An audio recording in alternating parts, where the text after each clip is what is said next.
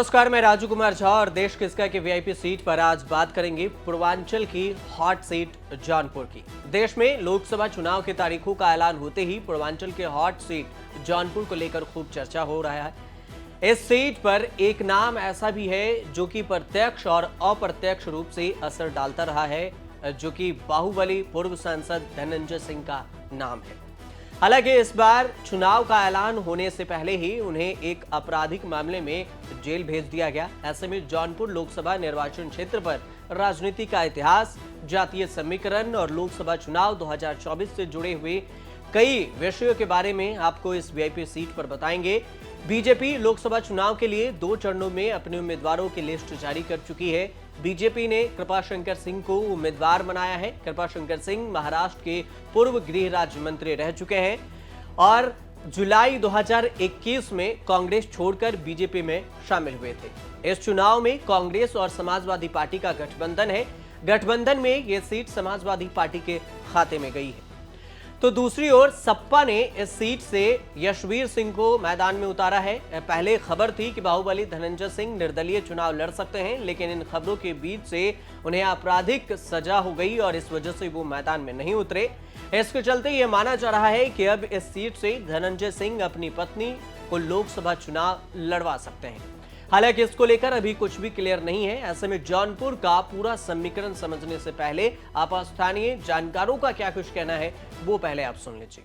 अब एक धनंजय सिंह के ऊपर सबकी निगाह थी और सबसे ज़्यादा प्रभाव जो अभी तक है, हालांकि कोर्ट ने उनके खिलाफ एक आदेश कर दिया है और सब जुडिस मामला है, लेकिन फिर भी अभी उन्हीं का नाम चल रहा है। क्या चल रहा है? नाम चल रहा है। उनको सजा हो गई है 7 साल की। सजा तो हो गई है उनको, लेकिन लोगों का इंतजार है। देखिए, हो सकता है हाई कोर्ट उनको लड़ने की इजाज़त दे दे। अगर वो लड़ जाते हैं तब तो एक चमत्कार होगा, समझ लीजिए। भाजपा की मोदी लहर, योगी लहर कुछ नहीं चलेगी। एकदम कन्फर्म है। धनंजय अगर आ जाते हैं तो सब। अब उसके बाद दूसरा गठबंधन कैंडिडेट पर है कि कौन आता है, उसकी स्थिति क्या है। कहीं वो बाहरी तो नहीं है। जैसे भाजपा को आज लोग बाहरी बता रहे हैं। भाजपा के लोग, पुराने लोग भी बहुत इंटरेस्ट नहीं ले रहे हैं अभी तक। उसमें उनकी सजा तो हुई, सजायाफ्ता हुए, लेकिन उनकी हाइट बढ़ गई और शायद केंद्र सरकार या उसके जो भाजपा के लोग हैं अब सोच रहे होंगे कि बेवजह की ये संजोग था कि उसी दौरान आया और प्रत्याशी उनका कमज़ोर है। कमज़ोर केवल इस लिहाज से किसका प्रत्याशी? भाजपा का इसलिए कमज़ोर है कि वो यहाँ के हैं बाशिंदे, लेकिन उनकी राजनीतिक ज़मीन जो है बॉम्बे ही है, महाराष्ट्र में ही है, यहाँ नहीं है। तो इसमें यदि सपा और बसपा में या विपक्षी गठबंधन में अगर टिकट मिलता है, चाहे धनंजय को या इनकी पत्नी को, जो भी स्थिति हो, तो ऐसी स्थिति में तो लोग बताते हैं, जो जनरल ओपिनियन दिख रही है उस हिसाब से बम्पर वोटों से जीतेंगे। और यदि नहीं मिलता है और ये निर्दल अगर खड़े होते हैं, उस स्थिति में भाजपा का पत्ता हर हाल में साफ होगा। यहाँ यानी लहर जो चल रही है वाकई, चाहे सहानुभूति की लहर देखिए, चाहे जिस कारण देखिए, मैं भी तमाम पहले से न्यूज़ भी देख रहा हूँ, उस हिसाब से माफिया या बाहुबली शब्द पीछे जा रहा है, रॉबिन हुड के तौर पर अब आगे आए हैं।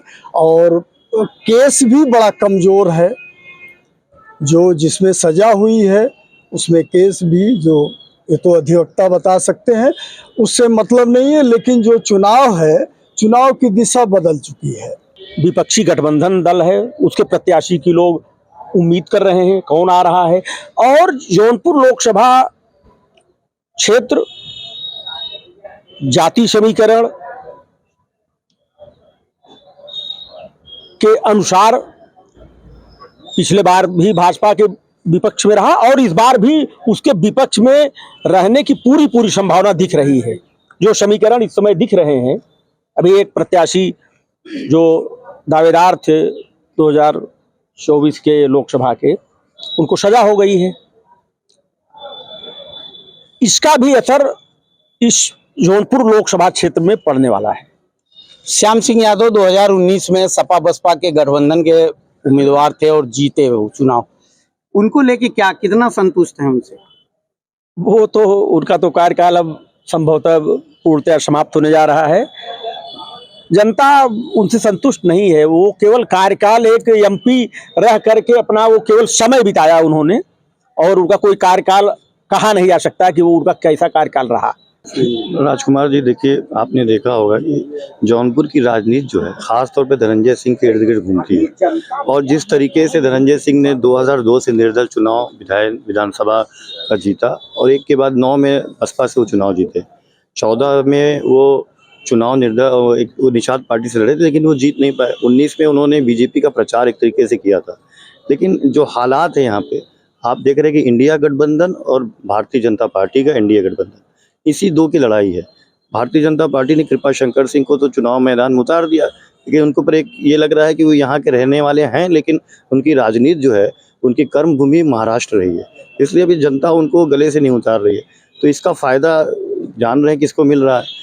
तो एक सहानुभूति यहाँ पे धनंजय सिंह के जेल जाने से हुई, क्योंकि जिस मामले में वो गए हैं उनके ऊपर 43 मुकदमे थे, 43 में 10 या 11 मुकदमे बचे हैं, और उस मामले में सज़ा हुई है जिसमें वो कहीं से भी लगता नहीं था कि वो दोषी करार दिए जाएंगे। लेकिन घटनाक्रम है बदला, चेंजिंग हुई, जो भी एविडेंस थे, गवाह थे, कुछ माननीय जज को लगा कि नहीं इसमें दोषी, उन्होंने सज़ा दी। लेकिन आप देखिए सहानुभूति की लहर इस वक्त चल रही है। आज समाजवादी पार्टी इतना बड़ा गठबंधन है, जीती हुई सीट बसपा की गठबंधन के साथ सपा की थी, लेकिन आज प्रत्याशी नहीं दे पा रहे क्योंकि उसके पास नेता नहीं है। नेता क्यों नहीं है कि पारसनाथ यादव जी इस दुनिया में नहीं है, केपी यादव जी इस दुनिया में नहीं है, शैलेंद्र यादव ललई जो हैं शाहगंज तक सीमित रह गए।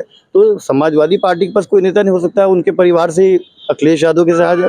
तो राजनीति इसी को कहते हैं। यहाँ पे दो ही नाम है, एक धनंजय सिंह है, दूसरे भारतीय जनता पार्टी के गठबंधन जो भी है। तो ऐसे में निर्णय उन्हीं को करना है।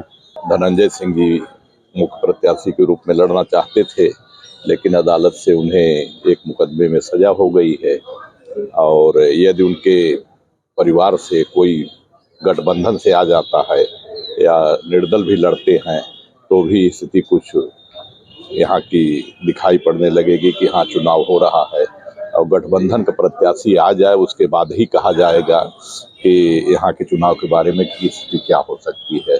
उनको जौनपुर लोग जानते, जौनपुर के हैं लेकिन जानते नहीं। एक बार उनके ऊपर आरोप लग गया है, जौनपुर के ठाकुर मुंबई चमार एक बना करके समिति को दाखिल किए थे बॉम्बे में, सैकड़ों करोड़ रुपया गमन किए, जिसमें जेल भी गए थे। उनकी स्थिति अच्छी नहीं है, उनको टिकट दिया गया है। और एक कन्या यहाँ थे धनंजय सिंह, इनको राजनीति से प्रेरित होकर के उनको सजा कराई गई है। वो यहाँ लोकप्रिय रहे हैं अच्छे ढंग से। अगर उनको टिकट, ये हाई कोर्ट अगर स्टे कर देता है आदेश, वो लड़ेंगे, नहीं तो उनकी पत्नी श्रीकला अध्यक्ष जो है इसमें जिला पंचायत उनसे लड़ेंगी और किसी भी तरह से जीतेंगी। ये कांग्रेस, ये भाजपा की जमानत जब्त हो जाएगी यहाँ से। जहाँ तक भाजपा का सवाल है,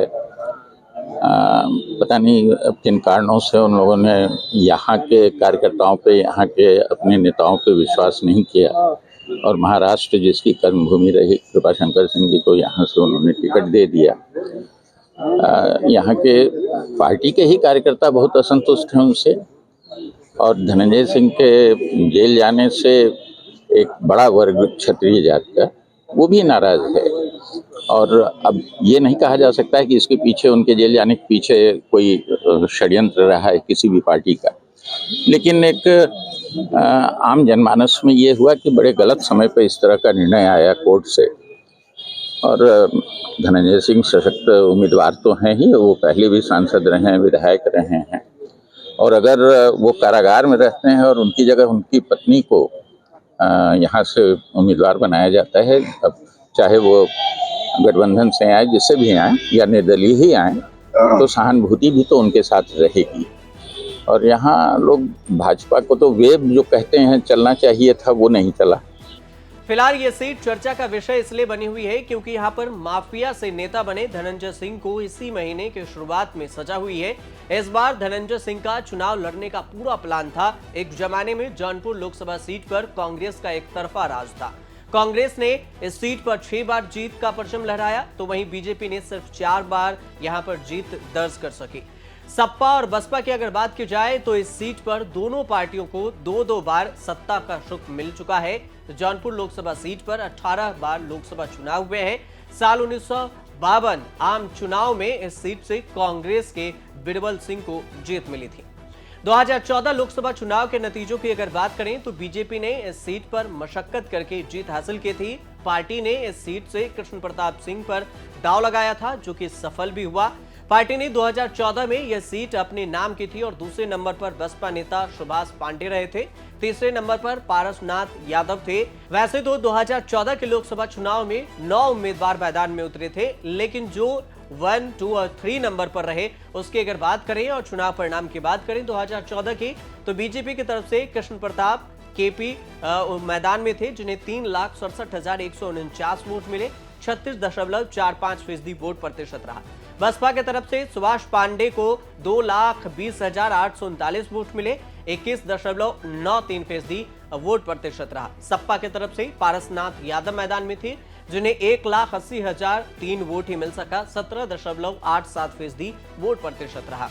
कांग्रेस की तरफ से तब कांग्रेस में थे रवि किशन, भोजपुरी स्टार माने जाते हैं, वो कांग्रेस में थे 2014 में और वो जौनपुर से मैदान में उतरे थे। उन्हें 42,759 वोट ही मिल सका था। 4.25% वोट प्रतिशत रहा था। साल 2009 के लोकसभा चुनाव के दौरान आए नतीजों की अगर बात करें तो जौनपुर लोकसभा सीट से बसपा के धनंजय सिंह ने जीत दर्ज की थी। उन्होंने इस चुनाव में समाजवादी पार्टी के प्रत्याशी पारसनाथ यादव को हराया था। पिछले लोकसभा चुनाव यानी 2019 की अगर बात करें तो इस सीट से पिछले चुनाव के दौरान सपा बसपा का गठबंधन था। ऐसे में बीजेपी को इस सीट पर काफी बड़ी चुनौती मिली थी और नतीजा बसपा ने जीत दर्ज की थी। श्याम सिंह यादव यहां से सांसद बनकर संसद पहुंचे थे। 2019 लोकसभा चुनाव परिणाम की बात की जाए तो बसपा की तरफ से श्याम सिंह यादव को 5,543 वोट मिले। 50.08% वोट प्रतिशत रहा। बीजेपी की तरफ से कृष्ण प्रताप सिंह थे, जिन्हें 4,40,192 वोट मिले थे। 42.30% वोट प्रतिशत रहा था। कांग्रेस की तरफ से देवव्रत मिश्र थे, जिन्हें 27,185 वोट ही मिल सका था और 4.25% वोट प्रतिशत रहा था।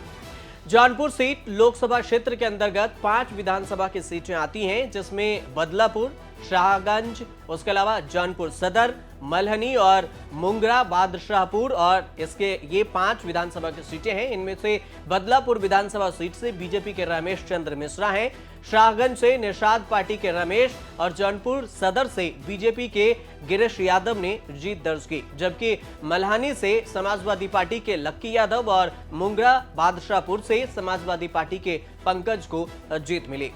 जातीय समीकरण को समझने से पहले स्थानीय लोगों का क्या कुछ कहना है वो सुन लीजिए। कितना संतुष्ट हैं आप उनके कार्यकाल से? हम नहीं संतुष्ट हैं। क्यों? क्योंकि हम लोगों को कोई सुविधा तो नहीं मिली है। पार्क में ही देख लीजिए, छोटा सा है। हॉस्पिटल में जाइए देख लीजिए, सीनियर सिटीजन है हम लोग, वहाँ भी जाते हैं तो वहाँ भी लोग डॉक्टर लोग ठीक से न बात करें, न इलाज करें, न मेडिसिन मिले, कुछ नहीं होता है। हाँ, यहाँ पार्क में भी कोई सुविधा नहीं। बच्चों को देखिए, कुछ भी है खेलने उलने के लिए कुछ नहीं है। कोई गेम नहीं है कि बच्चे आके खेलें। झूला था टूट गया, सब कुछ। इसी तरह से यहाँ पे जो बाथरूम टॉयलेट बना है, साफ सफाई होती नहीं, उसमें जो है दिक्कत है। तो तमाम दिक्कत है, क्या क्या बताएं। पब्लिकली जो है राजनीतिक जो राजनेता में जो गुण होते हैं उस दृष्टि से तो काफ़ी लोग नाराज हैं, लेकिन काम की दृष्टि से उन्होंने बहुत काम किया है। हर क्षेत्र में, चाहे ओवर ब्रिज के लेकर के हो, चाहे ये पार्क में जो है सोलर लाइट का हो, चाहे इंग्लिश क्लब में जो है शूटिंग रेंज का लेकर के हो, टीडी कॉलेज में एम्बुलेंस को लेके हो, एटीएम स्वास्थ्य हेल्थ का ऑटोमेटिक एटीएम उन्होंने स्थापित किया।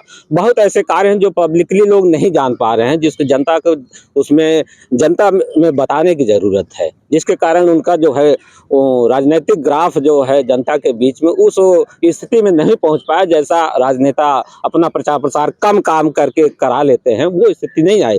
ओवरऑल जो अधिकारी रह करके जो है उन्होंने जिस तरह काम किया है आज के दौर में, हम समझते हैं सबसे ज़्यादा सांसद के रूप में काम करने वाले माननीय श्याम सिंह यादव जी हैं। ये संदेश जनता के बीच में पहुंची है। हर क्षेत्र में किया है। हम किसी पार्टी विशेष से नहीं है, लेकिन ये लगा अब चलिए रास्ते में चलिए, देखिए हर घर में पीछे शौचालय दिखेगा। हमारे यहाँ जितने काम कर रहे हैं सब कहते गैस मोदी जी ने दिया है, तो गरीबों के लिए तो किया, फ्री में अनाज ये सब तो किया है। अब उसका जनता जरूर जो है कर चुका है। 2019 में सांसद श्याम सिंह यादव थे, उनके कार्यकाल से कितना संतुष्ट वो हैं आप? क्षेत्र में तो नहीं दिखे, लेकिन व्यक्ति तो अच्छे हैं, लेकिन क्षेत्र में कभी दिखे नहीं। कार्य भी उनका इतना प्रसारित नहीं हो पाया कि लोग जान पाए, लेकिन आगे नए को भी चांस देना चाहिए। देखिए वो क्या करते हैं। देखिए, श्याम सिंह यादव से हम संतुष्ट हैं। उन्होंने व्यक्तिगत रूप से बहुत अच्छे आदमी हैं, उन्होंने कार्यों किया, लेकिन उनके कार्यों का प्रचार प्रसार नहीं हो पाया। ये लोग कहते हैं कि पता नहीं चल पाया, लेकिन उन्होंने कार्य किया। और ये जो कांग्रेस की बात होती है ये, और योगी मोदी जो है अच्छा कार्य कर रहे हैं, बेशक अच्छा कार्य, लेकिन मूलभूत सुविधाओं को कार्य नहीं कर रहे हैं। जैसे कोई 60 साल नौकरी करता है उसको पेंशन नहीं मिलता है, और मजदूर वर्गों को ध्यान नहीं दिया जाता है, छोटे छोटे लोगों को ध्यान नहीं जाता है, बड़े बड़े पूंजीपतियों को पोषित किया जा रहा है। ये अच्छा नहीं है जो है इसमें शासनकाल में जो है। श्याम सिंह यादव ने बहुत अच्छा काम किया है। आज उनके रसोई का पूरा सामान ले आकर रख दिए थे यहाँ पे, लेकिन लगाने नहीं दिया सरकार ने, किसी कहीं व्यवस्था नहीं दिया उनके जो सांसद जी लाए थे। अब बताइए कैसे लोगों के लिए भलाई करेंगे, बताइए। अब यहाँ से ऊपर तक सारी व्यवस्था उन्होंने टाइट किया। लोकसभा में अगर बात करने के लिए यहाँ पे अगर कोई किया तो लोकसभा में उन्हीं ने बात किया था, और कोई नहीं किया आज तक। जितने सांसद हुए हैं शुरू से लगा के आज तक देख लीजिए, सिर्फ यही लोकसभा में बात उठाए हैं जौनपुर के लिए, कोई उठाया नहीं। जो है हर जो है माननीय को जो भी इस चुनाव में प्रतिभाग कर रहे हैं पार्टियां, उनके जो उम्मीदवार बन रहे हैं, हम चाहेंगे कि जो है 2024 का चुनाव इस मुद्दे पर लड़ा जाए, और जो भी दल सत्ता में आवे वो हमारी जो है बुढ़ापे की लाठी रूपी पुरानी पेंशन बहाल करे।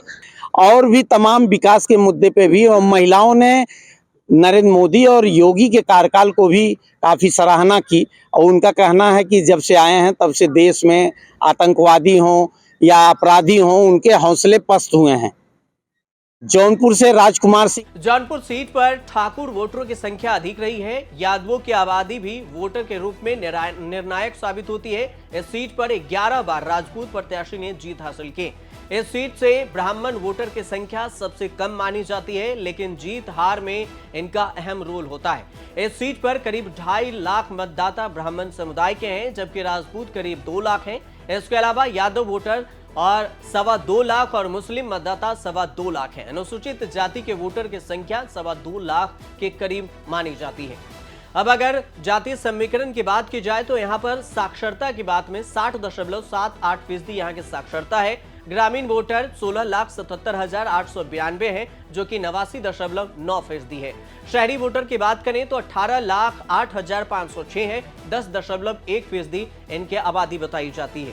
2019 में कुल वोटर की जो गिनती हुई थी उसमें 18,66,398 वोटरों की गणना की गई थी। 2019 में सपा बसपा गठबंधन के श्याम सिंह यादव ने दलित, मुस्लिम और यादव वोटर के समर्थन से जीत दर्ज की थी, जबकि बीजेपी ने कृष्ण प्रताप सिंह को मैदान में उतारा था, लेकिन इस सीट पर बीएसपी के उम्मीदवार ने करीब 8,09,000 वोटों से जीत दर्ज की थी। श्याम सिंह यादव के 5,21,000 वोट मिले थे, जबकि बीजेपी उम्मीदवार को 4,40,000 वोट मिले थे। जाति और आबादी में बौद्ध धर्म के यहाँ पर 0.18%, ईसाई धर्म के 0.11%, जैन धर्म के 0.1%, मुस्लिम धर्म के 10.76% और अनुसूचित जाति के 20.4% आबादी है। अनुसूचित जनजाति की आबादी 0.1% है। सिख समुदाय के 0.03%। शहर के इतिहास की अगर बात की जाए तो जौनपुर की स्थापना 14वीं शताब्दी में हुई थी। जौनपुर शहर इलाहाबाद से 100 किलोमीटर और वाराणसी से 60 किलोमीटर की दूरी पर स्थित है।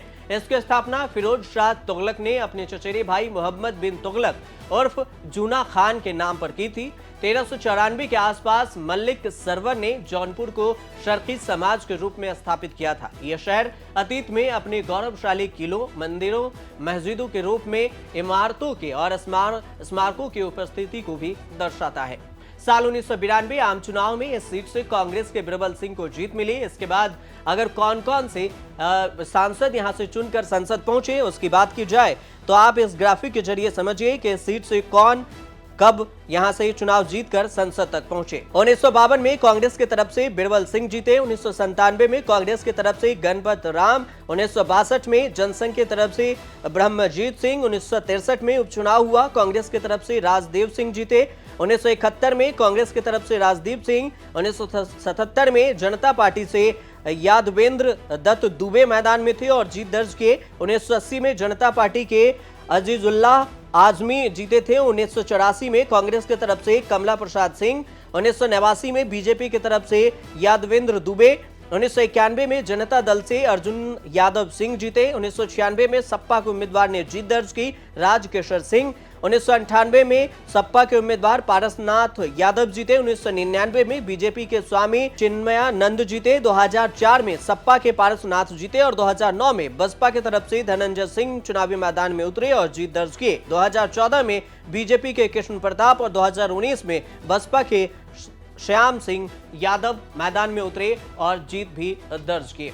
जौनपुर लोकसभा सीट पर दो नामों की सबसे ज्यादा चर्चा होती रही है। एक तरफ कृपा शंकर सिंह हैं तो दूसरी तरफ बाहुबली पूर्व सांसद धनंजय सिंह। कृपा शंकर सिंह की अगर बात करें तो 1 मार्च को जौनपुर में केंद्रीय परिवहन मंत्री नितिन गडकरी ने जनसभा की थी। जनसभा में नितिन गडकरी ने 1 मार्च को ही कहा था कि हम जौनपुर को मुंबई जैसा बनाएंगे। पहले लोग जौनपुर से मुंबई जाते थे, अब मुंबई से जौनपुर आएंगे। और 2 मार्च को बीजेपी ने अपने लोकसभा उम्मीदवार घोषित किए। उत्तर प्रदेश के 91 सीटों पर अपने उम्मीदवारों के ऐलान के साथ ही जौनपुर के कृपा शंकर सिंह को चुनावी मैदान में उतार दिया गया। कृपा शंकर सिंह को टिकट मिलने से कई चेहरों पर मायूसी छा गई। कृपा शंकर सिंह मुंबई में रहते हैं और मूल रूप से जौनपुर के निवासी हैं। अपनी सियासी पारी के 4 दशक उन्होंने कांग्रेस में बिताए थे। 2019 में उसी पार्टी को छोड़कर बीजेपी में आ गए। कांग्रेस में रहते हुए वह 2004 में महाराष्ट्र राज्य मंत्रिमंडल में राज्य मंत्री भी रहे थे। 2009 के महाराष्ट्र विधानसभा चुनाव में मुंबई में शिवसेना के खिलाफ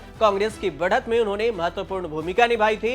इस बार बीजेपी की ओर से उन्हें जौनपुर से टिकट दिया गया है। बीजेपी ने जौनपुर के टिकट से मैदान में उतारकर बीजेपी ने जैसे ही जौनपुर से उनको मैदान में उतारा तो उन्होंने 200 से अधिक गाड़ियों के काफिले से जौनपुर पहुंचे, मंदिरों में पूजा अर्चना की। उसके बाद कार्यकर्ताओं ने उनका भव्य स्वागत किया।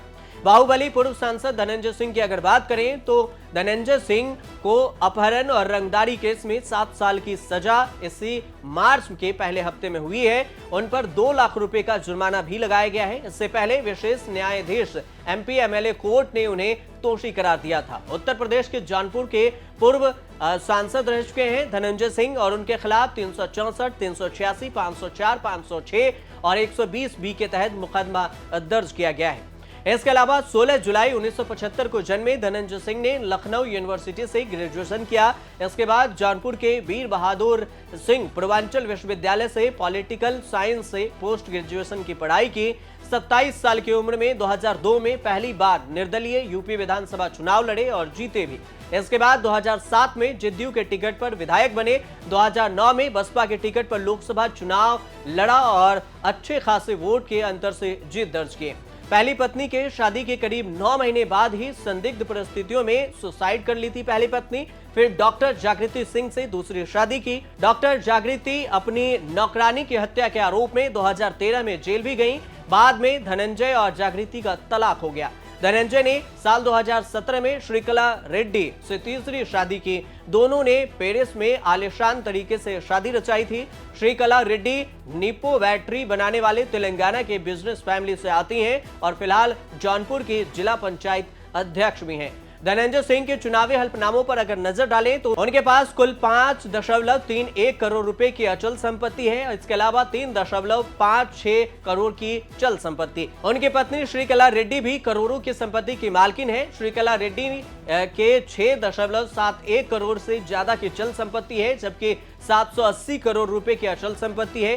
धनंजय सिंह और उनकी पत्नी के गहनों की भी बहुत ही शौकीन है। जहां धनंजय के पास 68.66 लाख रुपए के गहने हैं, वहीं उनकी पत्नी श्रीकला रेड्डी के पास 1.74 करोड़ रुपए की ज्वेलरी की मालकिन भी हैं।